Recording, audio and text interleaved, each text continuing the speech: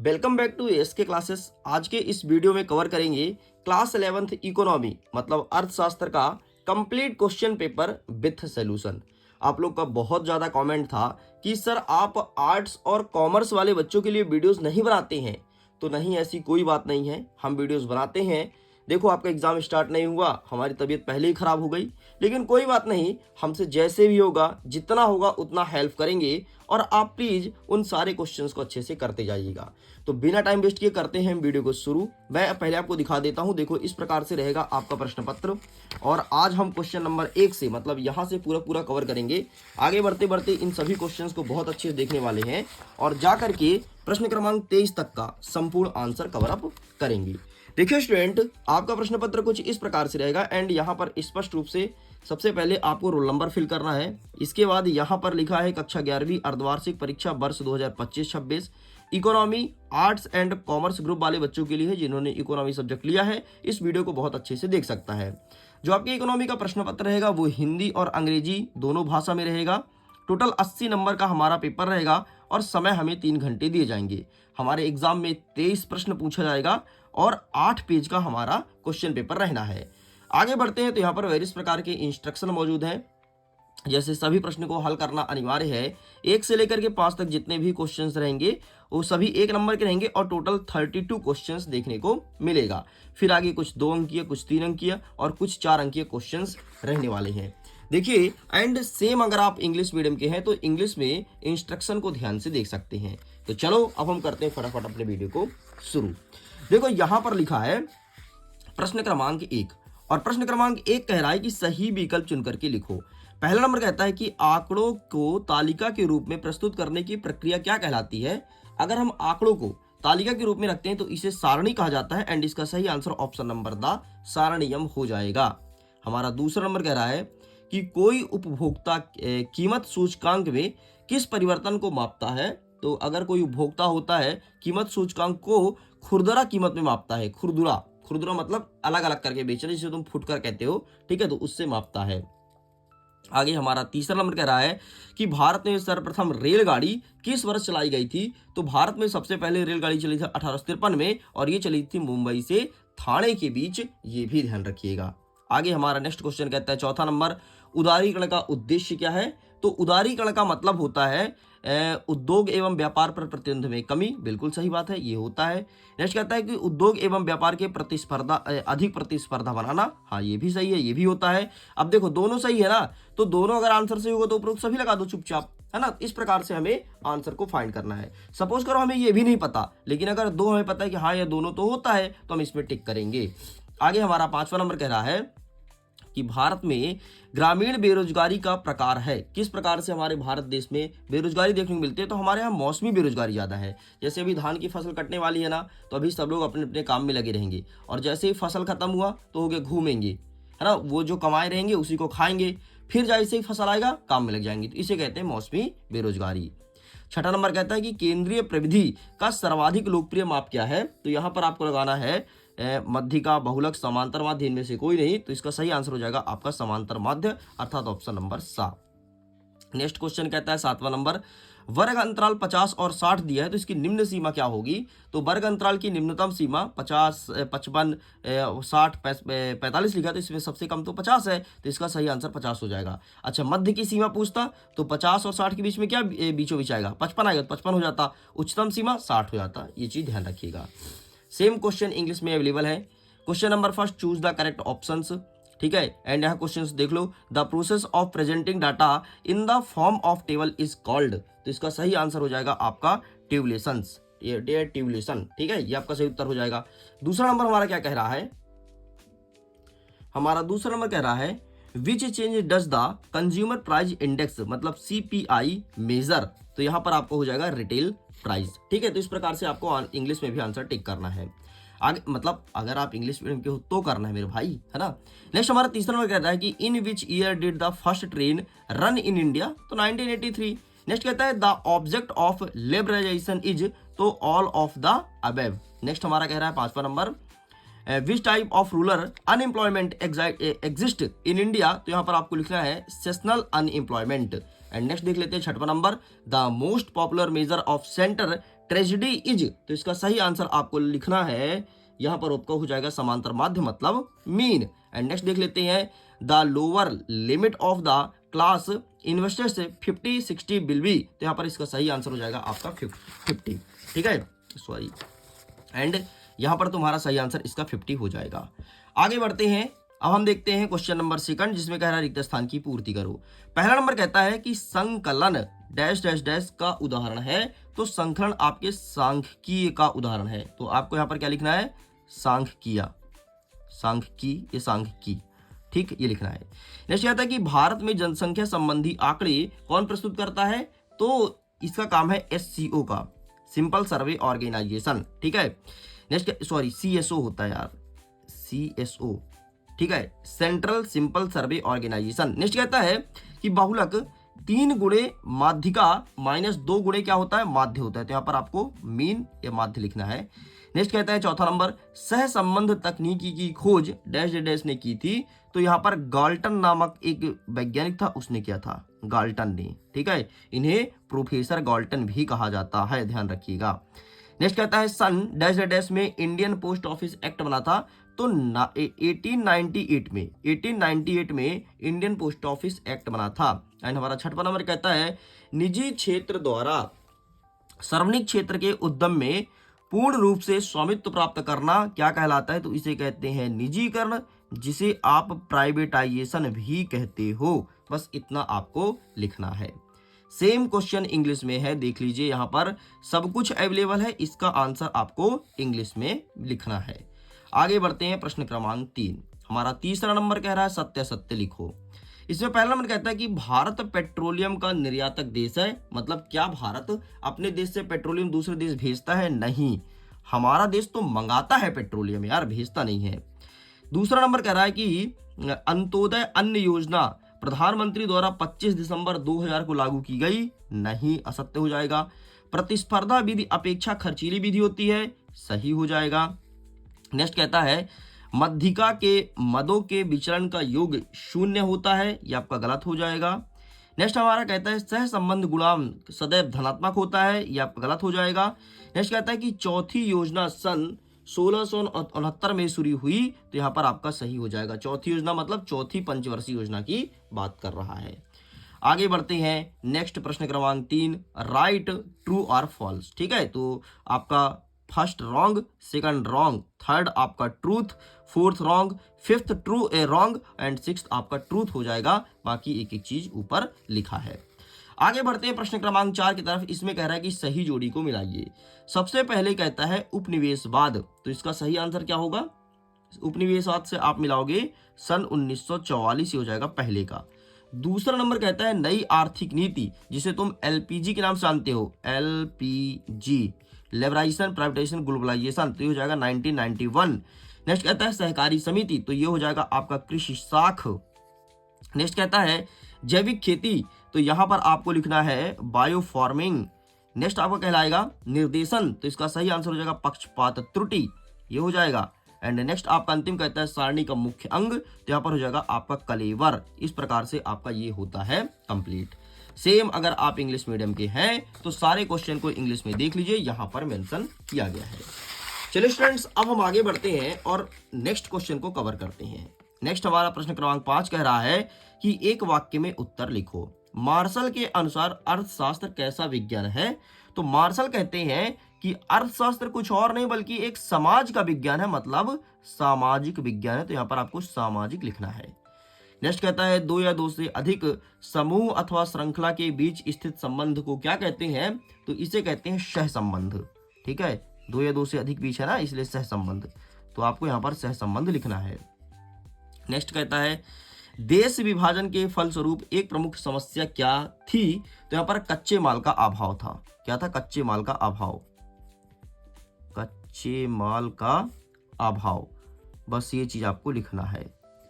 आगे बढ़ते हैं, चौथा नंबर कह रहा है कि उदारीकरण एक उपाय लिखिए, तो उदारीकरण का एक उपाय लिखो। उदारीकरण एक उपाय लिखिए, इस क्वेश्चन में थोड़ी कुछ मिस्टेक है, समझ नहीं आ रहा, ठीक है, तो अभी इसको स्किप करते हैं। नेक्स्ट कहता है कि सर्व शिक्षा अभियान कब स्टार्ट किया गया था, तो 2001 में स्टार्ट हुआ था, ठीक है, इसमें भी कुछ थोड़ी मिस्टेक है। उदारीकरण एक उपाय लिखिए, ये कुछ क्वेश्चंस क्लियर नहीं बैठ रहा, ठीक है, इसे हम बाद में क्रॉस चेक करेंगे। नेक्स्ट कह रहा है कि भारत में जनगणना कितने वर्ष में की जाती है? 10 वर्ष के अंतराल में होती है ना, जनगणना 10 वर्ष के अंतराल में होती है। एंड नाबार्ड की स्थापना कब की गई? तो 1982 में नाबार्ड की स्थापना की गई। इस प्रकार से आपका ये होता है कंप्लीट। ठीक, तो एक क्वेश्चन में डाउट है, इसको हम बाद में आउट करेंगे, है ना। चलो, यहां से स्टार्ट होता है हमारा प्रश्न क्रमांक 6। अब फटाफट एक एक क्वेश्चन का आंसर देखने वाले हैं। सबसे पहले देख लीजिए, हमारा प्रश्न कहता है कि अर्थशास्त्र आप क्या समझते हैं, अथवा कह रहा है कि समाज को अर्थशास्त्र के अध्ययन से क्या लाभ होता है। तो चलिए देखते हैं इसका सही आंसर क्या होगा। तो ये रहा है आपके सामने कि अर्थशास्त्र आप क्या समझते हैं, आप इसका स्क्रीनशॉट ले लीजिए। एंड नेक्स्ट आपका ये रहा, समाज में अर्थशास्त्र के अध्ययन क्यों महत्वपूर्ण है। आगे बढ़ते हैं, प्रश्न क्रमांक हमारा 7वां क्या कह रहा है कि प्राथमिक आंकड़ों को परिभाषित करना है, ठीक है, प्राइमरी डेटा को डिफाइन करना है। और अथवा कह रहा है कि प्राथमिक समंक व द्वितीयक समंक की विशेषताएं लिखिए। इंग्लिश में आप क्वेश्चन को देख लीजिए। तो आइए देख लेते हैं कि प्राथमिक आंकड़े और प्राथमिक समंक कहाँ मिलेगा। तो ये रहा इसका आंसर, ठीक, ये चुपचाप लिख देना। ये प्राथमिक आंकड़े को परिभाषित कीजिए, टेक अ स्क्रीनशॉट, ठीक है। एंड आपका नेक्स्ट जो पूछा है क्वेश्चन, तो ये रहा प्राथमिक समंक की विशेषताएं और दूसरी समंक की विशेषताएं, ठीक है। तो यहाँ पर क्या पूछा है? विशेषताएं पूछा है ना, तो बस यही तुम्हें लिखना है। आगे बढ़ते हैं, 8वां नंबर कह रहा है निम्नलिखित सारणी में एक कारखाने में 10 मजदूर की दैनिक आय कुछ इस प्रकार से है, ठीक है। यहाँ पर ए बी सी का आय लिखा है, देख लो, ए इतना कमा रहा है, बी इतना, सी सी डी ई, ये सब कुछ लिखा है। तो कहता है कि इनका समांतर माध्य में फाइंड करना है, ठीक है। एंड इसी के अथवा क्या कह रहा है कि एक आंकड़े दिया है, इसका बहुलक की गणना करना है। देख लो कुछ इस प्रकार से दिया है, ये वर्ग दिया है और ये आवृत्ति दिया है। तो इस ऊपर वाले का निकालना है समांतर माध्य और नीचे वाले का हमें निकालना है बहुलक। तो आइए देख लेते हैं कि इसका सही आंसर क्या हो जाएगा। तो ये रहा है आपके सामने सबसे पहले समांतर माध्य वाला, टेक अ स्क्रीनशॉट, ठीक है। इस प्रकार से पहले आपको टेबल ड्रॉ करना पड़ेगा। इसके बाद बस छोटा सा चिंटू सा फॉर्मूला इस फॉर्मूला रख देना, तुम्हारा आंसर आ जाएगा। नेक्स्ट हमारा क्या कहता है, नेक्स्ट हमारा ये रहा बहुलक वाला, तो इसका भी फोटो क्लिक कर लीजिए, ठीक है, ये भी होता है कंप्लीट। आगे बढ़ते हैं स्टूडेंट नेक्स्ट क्वेश्चन की तरफ। नेक्स्ट हमारा प्रश्न क्रमांक 9 कह रहा है कि प्रश्नावली और अनुसूची में अंतर बताइए। और यहीं पर अथवा कह रहा है कि प्राथमिक समंक एवं द्वितीयक समंक में अंतर स्पष्ट कीजिए। तो प्रश्नावली और अनुसूची में अंतर, तो ये आइए दिखा देते हैं आपके सामने। तो सबसे पहले अथवा वाला देख लो, प्राथमिक समंक द्वितीयक समंक, ठीक है, और प्रश्नावली अनुसूची उसी जस्ट ऊपर दिया गया है, ठीक है, स्क्रीनशॉट। अच्छा सुनो, इसका पीडीएफ भी डाउनलोड कर सकते हो। पीडीएफ का लिंक मिलेगा वीडियो के डिस्क्रिप्शन बॉक्स में। और अगर आपके घर में कोई छोटे भाई बहन है, अगर क्लास 10th में हैं और अपने ड्रीम को पूरा करना चाहते हैं, क्लास 10th को बहुत अच्छे से पढ़ना चाहते हैं, तो मिडिल एजुकेशन उनके लिए लेकर के आया है टॉपर सीरीज। जी हाँ, टॉपर सीरीज वर्ष 2026। इसमें A to Z एक एक सब्जेक्ट की तैयारी कराई जाएगी, एग्जाम ओरिएंटेड चीज पढ़ाया जाएगा। मतलब जो एग्जाम में पूछ रहा है ना, जैसे तुम लोग पढ़ते थे 10th में, तो तुमने तो हाइब्रिड में पढ़ा था, इस बार क्लासेस में बताएंगे, यही बताएंगे कि आंसर्स कैसे लिखना है। बाकी हाइब्रिड तो लॉन्च होगा ही होगा, लेकिन अभी ये क्लासेस स्टार्ट किए हैं। तो अगर जुड़ना हो तो ऑफर चल रहा है। अगर आप अपने भाई बहन को बताना तो ये जरूर बताना कि भाई पेमेंट ऐसे ही मत करना, ज्यादा पैसे मत दो, जब सस्ता मिल रहा तो सस्ते में कोर्स लो। तो आपको कूपन कोड लगाना पड़ेगा एक, जब भी पेमेंट करने जाओगे, ठीक है। कूपन कोड क्या लगाना है? MP टॉपर, TOPPER, स्पेलिंग ध्यान से देख लो, MP टॉपर। ये कूपन कोड अप्लाई करना और आपका देखना धड़ाम से पैसा में छूट मिलेगा। इतना सस्ता हो जाएगा कि समोसा खा लोगे तुम, इतना सस्ता हो जाएगा, ठीक है। तो चलो भाई आगे बढ़ते हैं। नेक्स्ट हमारा 10वां नंबर कह रहा है कि सह संबंध का अर्थ बताइए। और यहीं पर अथवा कह रहा है कि कार्ल पियर्सन के सह संबंध गुणांक के दोष बताना है, ठीक है। कार्ल पियर्सन के सह संबंध गुणांक के गुण एवं दोष को बताइए। तो आइए देख लेते हैं फटाफट इसका सही आंसर क्या होगा। तो ये आपके सामने इसका आंसर रहा, ठीक। सबसे पहले सह संबंध का अर्थ और कार्ल पियर्सन के सह संबंध के गुण एवं दोष, ठीक, इस प्रकार से आपको लिखना है। आगे बढ़ते हैं, प्रश्न क्रमांक 11 कह रहा है कि भारत में औपनिवेशिक शासन की आर्थिक नीतियों का केंद्र बिंदु क्या है और उन नीतियों पर क्या प्रभाव हुआ। यहीं पर अथवा कह रहा है कि हरित क्रांति क्या है, इसे क्यों लागू किया गया एवं इससे किसान को कैसे लाभ पहुंचा, ये प्रश्न पूछा है। तो ये रहा प्रश्न क्रमांक 11 का उत्तर। सबसे पहले औपनिवेशिक वाला देख लो, ठीक है। फिर क्या पूछा अथवा में? हरित क्रांति। तो ये रहा आपके सामने हरित क्रांति, टेका स्क्रीनशॉट। आगे बढ़ते हैं, प्रश्न नंबर 12 कह रहा है कि आयात प्रतिस्थापन किस प्रकार से घरेलू उद्योग को संरक्षण करता है। प्रथम कहता है कि आयात प्रतिस्थापन क्या है, समझाइए। तो आइए देखते हैं आयात प्रतिस्थापन वाला। सबसे पहले क्या है समझाइए, ये देख लो। और ये देखो किस प्रकार से घरेलू उद्योग में हेल्प करता है। हमारा नेक्स्ट प्रश्न कहता है, प्रश्न क्रमांक 13, अर्थव्यवस्था में वैश्वीकरण का क्या आशय है, मतलब ग्लोबलाइजेशन क्या होता है। और अथवा में कहता है कि नई आर्थिक नीति का लाभ बताना है, न्यू इकोनॉमी पॉलिसी। ठीक है, नई आर्थिक नीति। तो आइए देखते हैं फटाफट इसका भी आंसर। तो सबसे पहले देख लो तुम ऊपर वाला। ठीक है, तो अर्थव्यवस्था का वैश्वीकरण से आशय क्या होता है, ये रहा, टेक अ स्क्रीनशॉट। एंड ये रहा तुम्हारे सामने नई आर्थिक नीति। क्या पूछा है, नई आर्थिक नीति के लाभ ना, लाभ ये रहा 5 लाभ। ठीक, तो 5 तुम्हें लिखना है। तुम्हारा प्रश्न पूछा है 2 नंबर का, तो तुम्हें 2 ही लाभ लिखना है। आगे बढ़ते हैं, 14 नंबर कह रहा है कि काम के बदले अनाज कार्यक्रम का क्या अर्थ है। और अर्थों कह रहा है कि ग्रामीण विकास से आप क्या समझते हैं। तो आइए देखते हैं, काम के बदले अनाज योजना। तो ये लिखा है हमारे सामने, काम के बदले अनाज योजना। तो आप इसका फोटो खींच लो। और ग्रामीण का अर्थ तो ये रहा। ठीक है, तो इसका भी स्क्रीनशॉट ले लीजिए।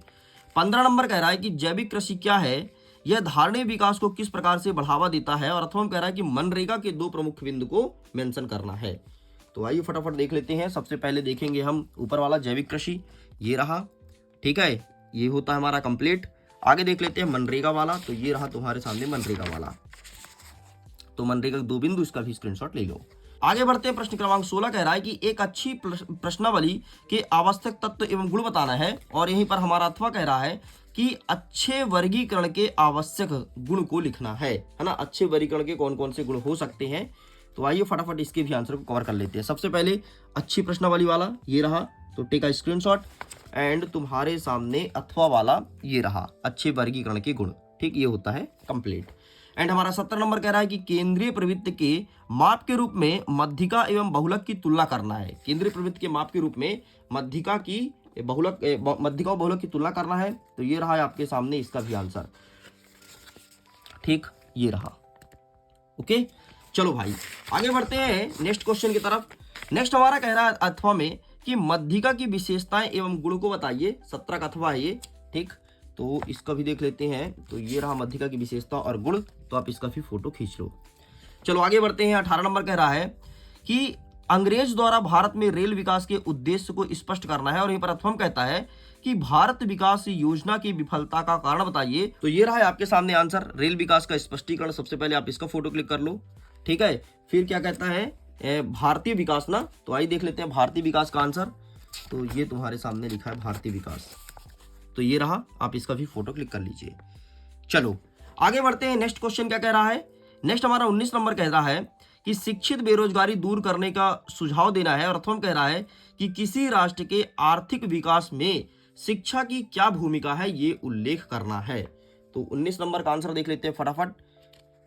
ये रहा है आपके सामने, शिक्षित बेरोजगारी को दूर करने का उपाय। ठीक है, तो आप इसका फोटो क्लिक कर लो। ठीक, और किसी राष्ट्र के आर्थिक विकास वाला ये रहा, इसका भी फोटो ले लो। आगे बढ़ते हैं। प्रश्न नंबर 20 कह रहा है कि एक संचय आवृत्ति दिया है, इसकी मध्यिका फाइंड करना है हमें। ठीक है, वैल्यूज को देख लो, कुछ इस प्रकार से लिखा गया है। भार दिया है ऊपर और नीचे दिया है व्यक्तियों की संख्या। अथवा में क्या दिया है कि एक औसत प्राप्तांक दिया गया है, इसका समांतर माध्य फाइंड करना है। और इस प्रकार से हमें वैल्यूज दिया गया है। तो आइए देख लेते हैं सबसे पहले ऊपर वाले का आंसर, फिर हम देखेंगे नीचे वाले का। तो ये रहा तुम्हारे सामने ऊपर वाले का भार वाला। ठीक, इस प्रकार से पहले आपको टेबल ड्रॉ करना पड़ेगा और इस प्रकार से पूरा सॉल्व करना, ये वाला फॉर्मूला लगाना पड़ेगा। एंड इसके बाद ये तुम्हारा आंसर निकल के आएगा। ठीक, ये होता है कंप्लीट। एंड जो अथवा वाला पूछा है, तो ये रहा तुम्हारे सामने समांतर माध्य वाला ना, ये रहा क्वेश्चन, इसका स्क्रीनशॉट ले लो। एंड इसके बाद ये तुम्हें छोटा सा आंसर कर देना है। आगे हमारा कह रहा है प्रश्न नंबर 21, सहसंबंध के प्रकार की व्याख्या करो। और अथवा कह रहा है कि स्पीयरमैन की कोटि अंतर रीति का वर्णन कीजिए। तो आइए फटाफट इसका भी आंसर देख लेते हैं। तो ये रहा सबसे पहले सहसंबंध के प्रकार, धनात्मक हो गया, सरल आंशिकीय, बहुगुणी हो गया, और रेखीय और आरेखीय हो गया। ठीक, ये तुम्हें लिखना है, ये सारे प्रकार का अच्छे से वर्णन करना है। इतना लिखने के बाद फिर आपको अथवा वाला दिखा देता हूँ। तो अथवा वाला ये रहा, तो आप इसका भी फोटो क्लिक कर लीजिए। आगे बढ़ते हैं। प्रश्न क्रमांक 22 कह रहा है कि भारत में आर्थिक नियोजन की 4 उपलब्धि बताना है। क्वेश्चन स्टार्ट हो गया 4 नंबर का, देखो ऊपर भी हो गया था, ये भी है। अथवा कह रहा है कि नई आर्थिक नीति के 5 मुख्य लाभ और हानि का वर्णन करना है। तो 22 नंबर का आंसर ये रहा आपके सामने। ठीक है, तो आप इसका भी स्क्रीनशॉट ले लीजिए। आगे बढ़ते हैं। नेक्स्ट हमारा कह रहा है अथवा वाला कि नई आर्थिक नीति के लाभ और हानि बताना है। तो इसका आंसर भी फटाफट देख लो। तो ये रहा है आपके सामने नई आर्थिक नीति के लाभ और हानि। ठीक है, ये गुण और दोष, एंड ये तुम्हें लिखना है। चलो आगे बढ़ते हैं। नेक्स्ट हमारा प्रश्न नंबर 23 कह रहा है कि भारत में कृषि विपणन की 5 समस्या को उल्लेख करना, और अथवा कह रहा है कि सहकारिता से आप क्या समझते हैं, सहकारी विपणन की भूमिका को स्पष्ट कीजिए। आइए देखते हैं फटाफट इसका भी आंसर क्या हो जाएगा। तो इसका आंसर ये रहा तुम्हारे सामने, इसका ये फोटो क्लिक कर लो, ये कृषि विपणन की समस्याएं, ठीक, ये लो, एंड ये रहा तुम्हारे सामने। अथवा में क्या कह रहा है, सहकारिता वाला ना, तो ये रहा तुम्हारे सामने सहकारिता वाला, तो आप इसका भी स्क्रीनशॉट ले लीजिए। इस प्रकार से स्टूडेंट, जैसे कि मैंने प्रॉमिस किया था कि A to Z पूरे के पूरे क्वेश्चन पेपर को सॉल्व कराया जाएगा, एंड फाइनली कंप्लीट हो चुका है। वीडियो को लाइक जरूर कीजिएगा, अपना दिल से कमेंट लिखिएगा, जो भी आपको लिखना है दिल से कमेंट कीजिएगा। आपके मैसेज को मैं पढ़ूंगा जरूर, और पढ़ने का तो वहाँ पर रिस्पॉन्स भी करूंगा। ओके स्टूडेंट्स, जल्दी मिलेंगे नेक्स्ट पार्ट में या फिर नेक्स्ट वीडियो के साथ। Thanks for watching. खुश रहिए, पढ़ते रहिए, मुस्कुराते रहिए।